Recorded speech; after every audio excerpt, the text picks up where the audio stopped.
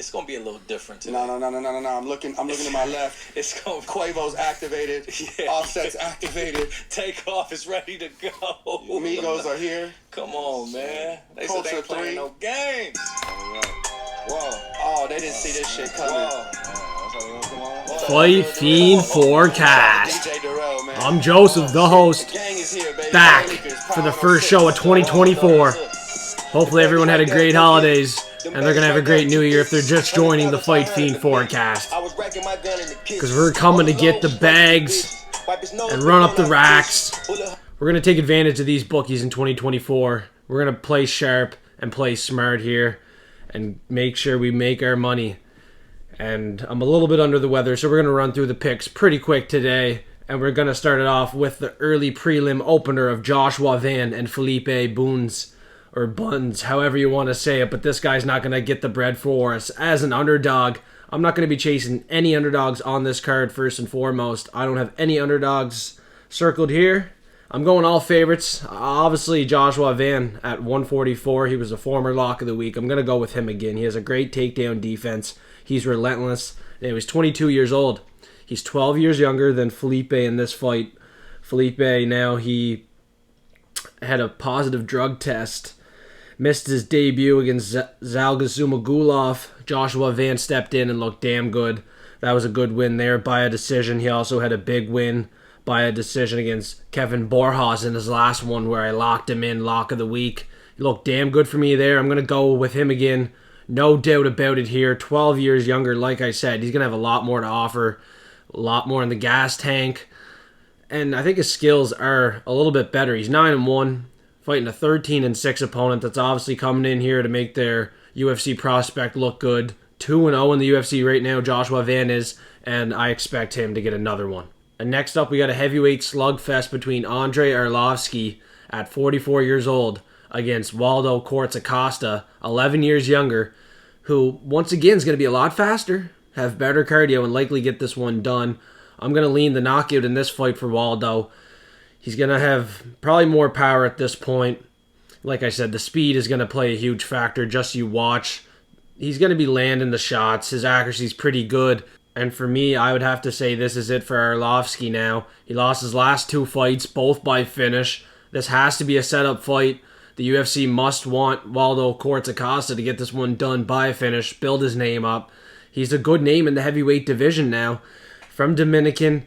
You know, he's a good style. He's fun to watch as well. I enjoy watching him, so I got to think the UFC matchmaking knows what they're doing here. He's a clear favorite, but not all these big favorites are going to look like big favorites. But in this matchup here, I think Waldo Cortes-Acosta will look like a 5-1 favorite and get the job done by a finish.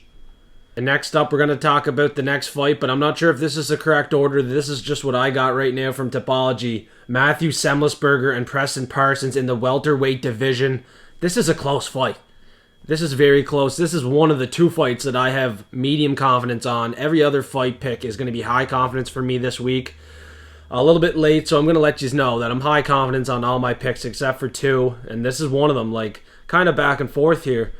I do like Matheus Semelsberger. He has 3 years more experience, but both their records aren't the best now. You can't really tell me you have a good read on either of these guys unless there's an injury or something like that. If so, let me know in the comments below because I love to hear from you guys. But what I'm seeing here, I think Semelsberger, he's going to have a 4-inch reach advantage, and he has more UFC experience. He's 5-4. Preston Parsons is only 1-2 now. I think Semelsberger just is going to be a little bit more comfortable in the octagon getting this one done by a decision. If you want to play it by a decision, there's going to be some value there. There's definitely going to be value there, and I'm going to be looking to play it. He has 4 decision wins. Jake Matthews, that was a good win, 18-5. And AJ Fletcher, who was undefeated at the time, 9-0, beat him by a decision. I got to think this is going to be another decision. Preston Parsons isn't horrible. If you look at his losses, he got knocked out twice. But to Daniel Rodriguez in his UFC debut, first round, and to Mike Perry early in his career in the first round. Other than that, he got submitted once, and he lost a decision. He's coming off a split decision loss to Trevin Giles. I think this one's going to be close as well. Probably going to lose it. I got to go where the money's going. Obviously, Matt Semelsberger is a slight favorite here on Betway. I gotta go with it. I think the bookies are correct, and they don't want to lose money on this fight, and they don't want to lose money on the first card of the year. And don't be afraid to let me know in the comments below what you're thinking on these fights as well. This is just what I'm thinking on these fights. These are my reads. You don't have to tail every single pick that I'm giving, but I'm going to go through each and every fight and give all my picks and predictions. But if you disagree, that's all right. Just let me know in the comments below. Maybe I'll stay away from betting it, stuff like that. We're going to work as a team here. We're all fight fiends. Let's go get that money. Because next up, we got Marcus McGhee and Gaston Bolanos, or Gaston Bolanos. I'm not great with pronouncing names. I'm going to get better. We're just getting into our second year of forecasting, so we're still improving each and every video. And I'm glad to be here just to be giving you my picks. It's late at night, and this is my free time. And on my free time, I love helping other people make money. So let's do this together. Don't be afraid to comment either. I'm obviously going with the favorite once again here, Marcus McGhee. He's training at the MMA lab. Those boys have tons of energy right now. Sean O'Malley's the champion. And Mario Bautista's also on this card. He trains there as well. Those boys are going to have some energy on this card. And I expect them to have a pretty good longevity in all their careers. Their gym is just producing some killers right now. And I don't see any of them slowing down. And this guy here, Marcus McGhee, I got to think this is a setup fight for him. Gaston Bolanos is coming from Bellator. And inside the UFC now, he won a fight by a decision. Wasn't that impressive in my opinion. If Gaston, who is a Muay Thai world champion, wants to keep it on the feet, wants to keep it striking, I think McGhee can strike with him. Could knock him out, but the best thing for him to do here would be take him down, get the control time, maybe look for a submission. I would be looking at a submission bet for Marcus McGhee. He beat Journey Newson in the second round by a submission. I think it could happen here again. Gaston's biggest attribute would be in the striking department. So if you want to attack where he's weakest, it would be the grappling. So for Marcus McGhee, if he's listening, attack that grappling, and you're going to get the job done here, probably by a submission. And next up, we're looking at a fight in the bantamweight division. Farid Basharat throwing hands with Taylor Lapilus from France. And this guy, he's coming back to the UFC. He didn't do bad when he was first here, but he got let go probably because he wasn't very entertaining. He just won a decision where he was taken down twice, and now he's fighting a top prospect here, 11-0. I got to think this is another setup fight. UFC matchmakers have a job to do, and they know what they're doing. This guy's undefeated for a reason, and he's going to come in here and get another win. Obviously, he's a 3-1 favorite. I thought it'd be a little bit closer because Taylor Lapilus, in my opinion, isn't that bad. But, bookies don't want to lose money. Like I said, they don't want to lose money on the first card of the year. They know what they're doing, so I got to agree with them. Basharat is a 3-1 favorite. I don't think you're going to find the finish, though, so don't go chasing inside the distance bets like that. The safest thing to do is bet these fighters money line just to win. Just get your hand raised. It doesn't matter if it's a DQ, knockout, submission, decision, whatever. If they get the win, you get paid. He's safe, in my opinion, for parlays. If you disagree, though, let me know in the comments below. Some people might think Taylor Lapilus could come in here, get successful with the striking, find a knockout, you never know. Farid Basharat, has that big goose egg beside his name. 11-0. So someone's going to have to beat him at some point. I don't think this is it right now. First fight of the year, I don't think they're lining this kid up to get a loss. He's a very good prospect, and him and his brother both train together with a lot of other high-level guys. He's just going to be constantly improving. 26 years old, 5 years younger in this fight. I think he's the clear favorite. No doubt about it. I'm not going to waste your time. Everybody's going to be taking Farid Basharat. We're on to the next fight. And the next fight, we got Westin Wilson and Jean Silva. Featherweight bout here. Jean Silva fighting with the Fighting Nerds. 6-1 favorite. One of the biggest favorites we're going to see for a while. And like I said, some of these favorites might not look like as big of a favorite as the odds say, but this is another one where I think Jean Silva will look pretty dominant now. A lot of people just pouring their money in on Jean Silva. Easy parlay piece. Safe parlay piece, and he's not going to lose here. The Fight Nerds know what they're doing.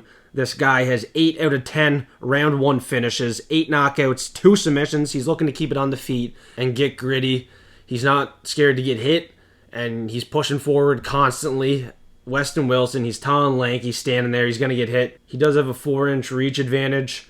Maybe he could catch him, but I can't see it. John Silva, like I said, is very gritty, and he can take a punch for sure. I'm not doubting him. I'm definitely not going to doubt him. The fighting nerds know what they are doing. From what I've been seeing, these guys have a lot of heart at the Fighting Nerds gym.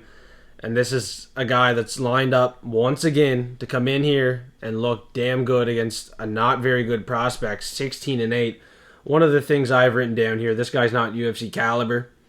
If you think he is, you know, maybe do a little bit more research into this guy because his wins are pretty low level. His last 3 wins by a submission are 8-5, 4-3, and 8-18. Absolutely horrible. And his knockout win was 1-14. His losses, he lost to a guy by knockout that was 11-9 in the first round. So Jean Silva is going to have his way here 100%. On the ground, he got submitted to a guy that was 8-4. And he also has a decision loss to a guy that was 6-3. Some of those fights were a couple years ago, but not good losses, not good wins, not a good fighter. Like, I'm not going to waste your time. Everybody's taking Jean Silva here again. And next up, we got Tom Nolan coming from the Dana White Contender Series, and he's fighting Nikolas Motta. And right away, I just think, like, is this another setup fight? Like, a guy coming from the Dana White Contender Series with a goose egg, fighting a guy that's just been getting finished here. Nikolas Motta, 4 knockout losses, Manuel Torres, Jim Miller, and he has a submission loss as well. He's been finished in every single loss. And now you see in his last fight, it was a no contest, premature stoppage, but he was going to get submitted 100% there. Trey Ogden was going to finish him. Trey Ogden also was looking way better on the feet, way, way better. So if Trey Ogden was looking that good on the feet, imagine how good Tom Nolan's going to look, guys. Like, I think we're getting actually a very good price here, 130. I feel more confident in Tom Nolan than some of the other big favorites. So I think Tom Nolan should be like a 5-1, 6-1 favorite because he's going to dominate this fight. He's obviously lined up to win. Like I said, the matchmakers know what they're doing. So I want you guys to be smart. Don't chase underdogs. Definitely not this guy here who can't take a punch, right? He's going to be working hard to keep his UFC contract, but he's 1-2 in the UFC. They might keep him around. They definitely don't want this guy with the goose egg to lose. They want that goose egg to continue. He has a 3-inch reach advantage, 7 years younger. Tom Nolan, the big train, he's going to get this one done, 100%. And next up, if you haven't yet, make sure to smash that like button and suplex the subscribe button. We got more videos coming out this week. I might have another video tomorrow if I have time on Thursday. Just a quick parlay video, something like that. And then on Friday, the post-weigh-in face-off show, I'll go through my final picks. We'll go through the face-off, stuff like that. So join me on Friday. Suplex the subscribe button. And also, if you want access to all my bets and my picks early, I have a lock of the week as well. $5 a month for Patreon. And what you get on Patreon for $5 a month is incredible. The platinum picks with the method of victories, confidence levels, which round I think the fight's going to finish in. So that sheet is the first thing posted. I also do a forecast for Renzik, which is basically a betting guide cheat sheet. I do that for the pay-per-views usually. So that's a very good cheat sheet for everyone. And then on top of that, you get early access to the dog of the week, props of the week. And then the lock of the week is going to be for Patreon only as well. So, you know, I got to make it worth $5 a month. The lock of the week is definitely worth $5 a month. I haven't talked about it yet because, you know, it's so hot right now. 9 in a row, lock of the week. It's worth $5 a month. I'm telling you that right now. We're looking to go 10 in a row. The lock of the week is going to be hush-hush right now. Maybe on Friday I'll give you some hints, stuff like that. You guys don't even know at this point if I already gave you the lock or if I'm going to talk about him here soon. So $5 a month, you'll know right away. And also, if you want to support me, check out all my links. I'm on Instagram, Twitter. I appreciate a follow, and I appreciate everybody tuning in. Enough rambling on. I'm done wasting your time. Back to doing picks. And I'm pretty sure this is a main card. And kicking off the main card, we got a banger fight in the middleweight division. Bruno Ferreira and Phil Hawes. This is priced damn close, but I have a good feeling about this one. I think it's going to be a knockout shot, likely early, because Phil Hawes cannot take a shot. His chin is looking suspect right now. He's been knocked out 4 times, submitted once, but he's a very good wrestler. That's where he could have a chance in this fight. That's where the money might be coming in. People think his wrestling's going to look good. NCAA wrestler. He's going to take down Brunno, stuff like that. But Brunno's probably going to catch him with a counter.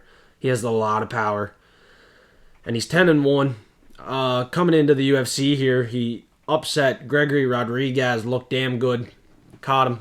Stone cold caught him. And I believe his last fight against Nursultan Rozaboev, he just got caught. That guy was huge. Had a big reach advantage.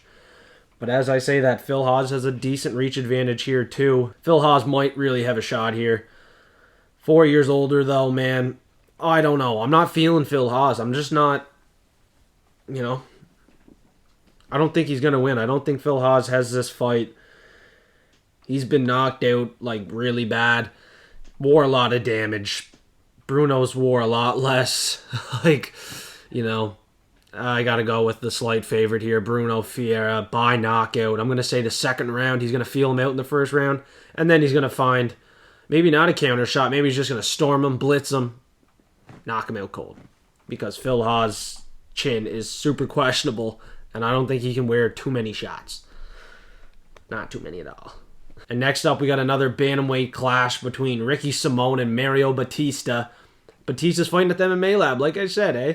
A lot of energy coming out of that gym. This guy here might be worth the stab at 240. Plus 140, whatever you guys want to say. This guy here, he's a dog. And he's going to fight for your money 100%. And Ricky Simón, coming off a loss, he's also going to fight for your money, man. He doesn't like losing. He's going to come out here hot out of the gate. He has 3 rounds to work now, not 5 rounds to work. He can get the takedowns, he can get the control time, and he can get the job done here. I'm going with another favorite. Like I said, I'm going with every single favorite on this fight night. But Mario Bautista could be worth the stab. I'm just not looking to lay the juice here. This guy has some submissions, but I don't think he's going to submit Ricky Simón because Simón almost submitted Merab Dvalishvili last second of that fight. He's also super relentless and has a good cardio to get out of anything if he's in danger. So 75% takedown defense, he might not even get in danger. He'll probably be the aggressor in this fight. Ricky Simón, clear favorite here. My old friend Loaf, you guys might know him. Former forecasters might know Loafer. Loafer was a big Ricky Simón fan. He'd be on Ricky Simón lock of the week all day here. But, I think it's going to be a little bit close. I think it's going to be a really good fight. I think the bookies are trying to make these fights priced a little bit wider than they should be. So you got to be a little bit aware. I don't want to get caught losing money on a parlay with Ricky Simón coming off a loss. Hopefully he comes out hot, like I said, out of the gate, gets the takedowns, gets the control time. But I just feel like it's going to be a little bit close on the feet.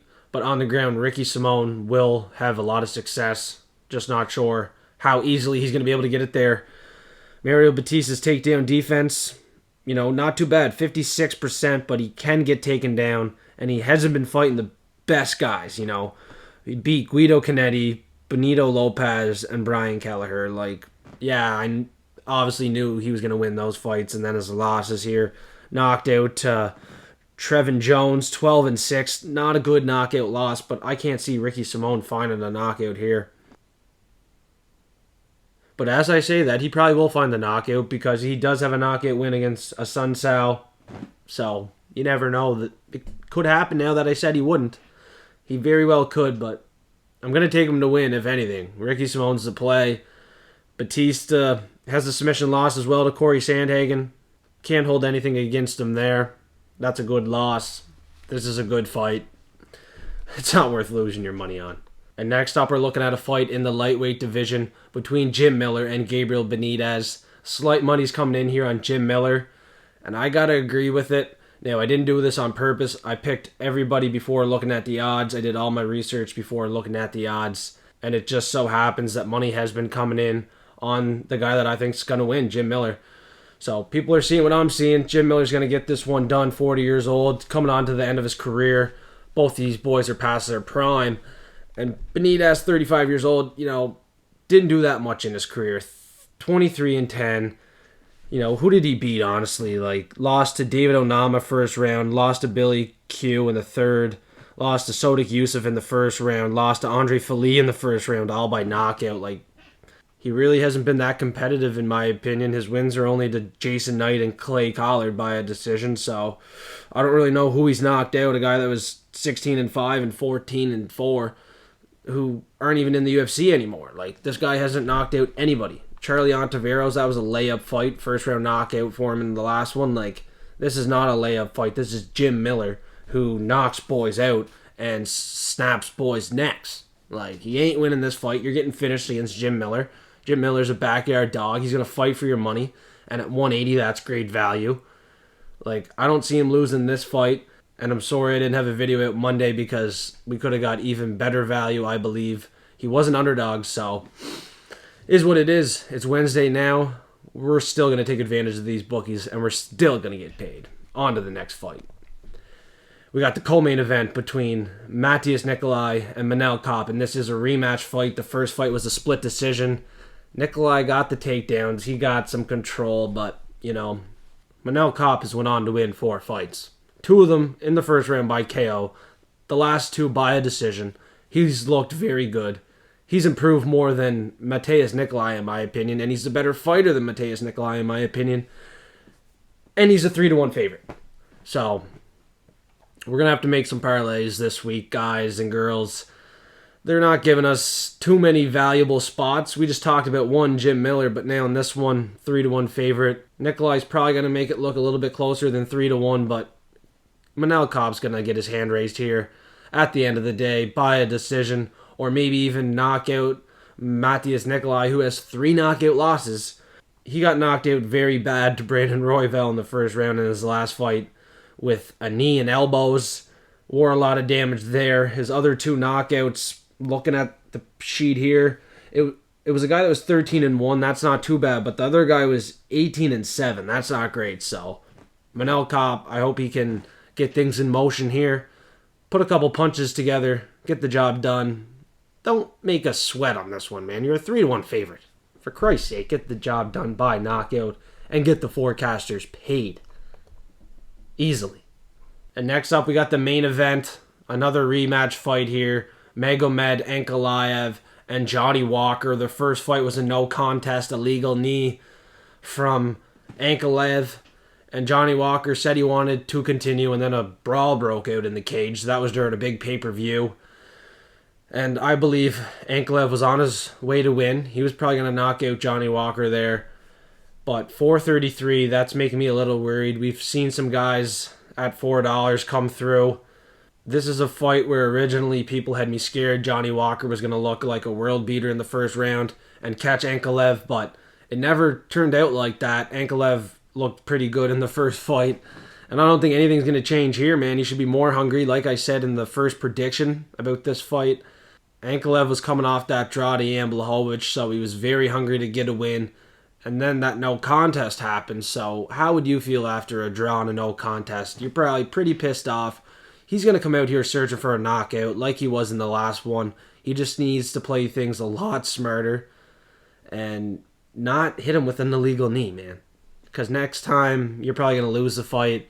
Like, honestly, skill for skill, Magomed Ankalaev should be a champion. He's one of the best in the division, but he needs to fight smart, and he needs to stick to what he knows best, man. If it's going to be the wrestling and control time mixed in with some striking, or if it's just going to be a complete striking showcase with some big kicks, good combinations, using his power, searching for a knockout, you know what I mean? He needs to be a lot smarter with his game plan, because last time, I don't know if he had a game plan. He was just going out there trying to take Johnny Walker's head off, and he probably got a little bit overzealous and hit him with an illegal knee. Let's not see that again, because you're probably not going to win. And don't be surprised if Johnny Walker tries to put 2 hands on the ground to say that he's grounded, or, tries to put 1 knee down in the fight. Like, he's going to try to trigger Magomed Ankalaev into throwing another illegal shot. Maybe a shot to the back of the head, something like that. You never know. I feel like Johnny Walker's going to try to trigger him into something. He was trying to do a little bit of triggering in last fight, so I expect to see it again here. Huge reach advantage as well for Johnny Walker. Anything can happen. It's MMA. Do not be surprised if Johnny Walker gets a finish here. So don't get overinvested in a main event spot. First fight of the year. 4-1 favorite. Like, this is a spot where Yeah, I might be looking to parlay Magomed Ankalaev. I think he's one of the best in the division, but, 2 out of 10 times Johnny Walker's going to land that shot. This could be one of the two. You never know. And that's all I got right now for UFC Vegas 84. If you liked the video, smash the like button. If you want to stay tuned for Friday's show, suplex the subscribe button. I really appreciate that support. I do this on my free time. These are just my picks and my predictions, so you don't have to tail each and every pick. If you disagree with anything, let me know in the comments below, and it'll help me with my bets. And as always, hopefully my video helped you with your bets. Hopefully everybody wins some bets this week, and I'm going to see them in Discord because you guys are going to join and post your wins. Hopefully everybody comes back for Friday because I'm going to cook up some really good parlays for everyone. And until next time, make sure to don't stress about life. Just take it one day at a time. Take care of your loved ones. Make sure you reach out to them each and every day. Tell them that you love them, stuff like that. Be kind to your friends. Treat them how you want to be treated. And make sure the dogs and cats have lots of water and food because they can't do it for themselves. I'm going to give you guys some life advice as well, on top of all these great fight predictions and bets. So until next time, keep it real, forecasters. We out.